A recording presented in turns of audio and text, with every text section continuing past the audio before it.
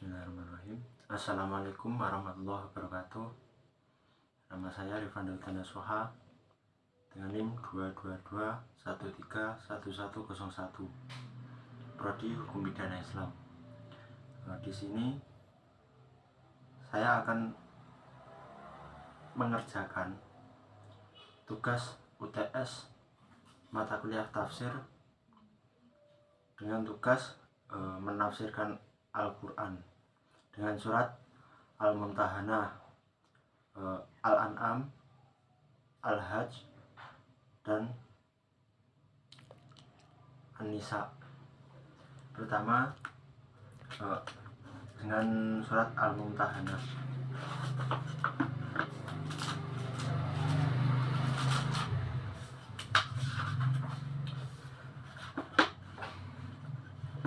Dengan surat Mumtahanah ayat 8-9. Bismillahirrahmanirrahim. La yanhakumullahu 'anil ladzina lam yuqatilukum fid-din wa lam yukhrijukum min diyarikum an tabarruhum wa tuqsitu ilaihim. Innallaha yuhibbul muqsitin. Innama yanhakumullahu 'anil ladzina qatalukum fid-dini wa akhrajukum min diyarikum wa dhaharu ala ikhrajikum an tawallawhum wa may yatawallahum fa ulaika humudz zalimun.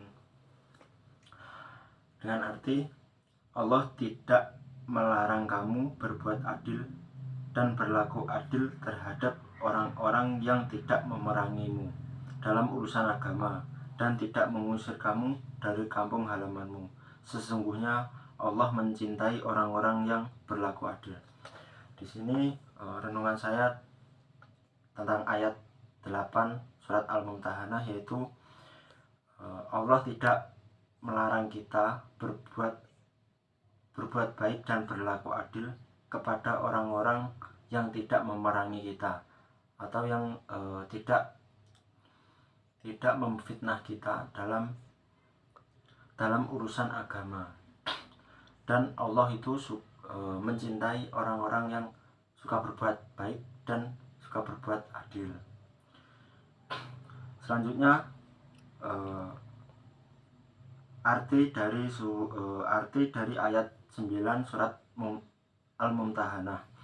Sesungguhnya Allah hanya melarang kamu menjadikan mereka sebagai kawanmu, orang-orang yang memerangi kamu dalam urusan agama dan mengusir kamu dari kampung halamanmu dan membantu orang lain untuk mengusirmu. Barang siapa menjadikan mereka sebagai kawan, mereka itulah orang-orang yang zalim. Renungan saya di sini bahwa Allah itu melarang kita untuk menjadikan teman, yaitu orang-orang yang memerangi kita atau memfitnah, yang suka memfitnah kita tentang agama. Dan Allah itu tidak suka Allah itu tidak suka kalau kita berteman dengan mereka. Selanjutnya surat Al-An'am ayat 82. Bismillahirrahmanirrahim. Alladzina amanu wa lam yalbisu imanahum bidzulmin ulaika lahumul amnu wa hum muhtadun. Artinya orang-orang yang beriman dan tidak mencampur adukan iman mereka dengan syirik, mereka itulah orang-orang yang mendapat rasa aman dan mereka mendapat petunjuk. Di sini renungan saya tentang surat Al-An'am ayat 82, bahwa orang-orang yang beriman yang tidak mencampur adukan imannya dengan syirik, atau bisa dikatakan kayak dukun bergedok ustadz.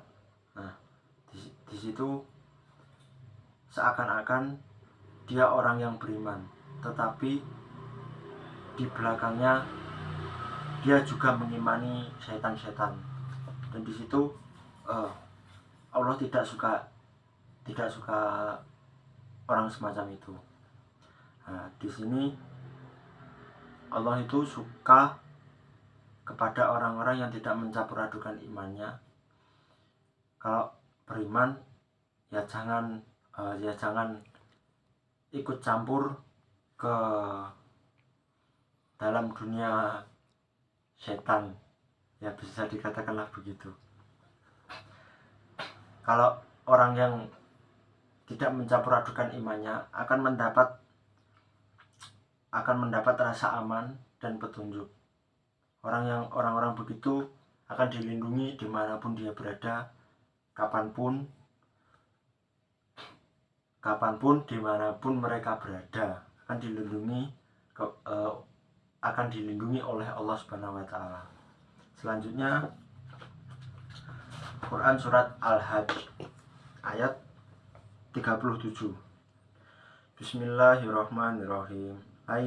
Layyanallahu lahumuha wala dima'uha wala kiyanaluhut taqwa minkum kadzalika syahroha lakum litukabbirullaha ala ma hadzakum wa basyiril muhsinin. Artinya, daging atau hewan kurban dan darahnya itu sekali-kali tidak akan sampai kepada Allah, tetapi sampai kepadanya adalah ketakwaanmu.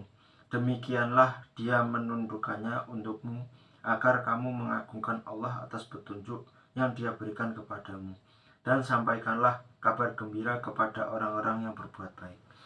Di sini renungan saya tentang surat Al-Hajj ayat 37, yaitu bahwa daging kurban dan darahnya itu tidak akan sampai kepada Allah. Yang sampai itu hanyalah ketakwaan kita. Maka dari itu kita harus bertakwa dan beriman kepada Allah, karena yang sampai kepada Allah itu hanya ketakwaan dan iman kita.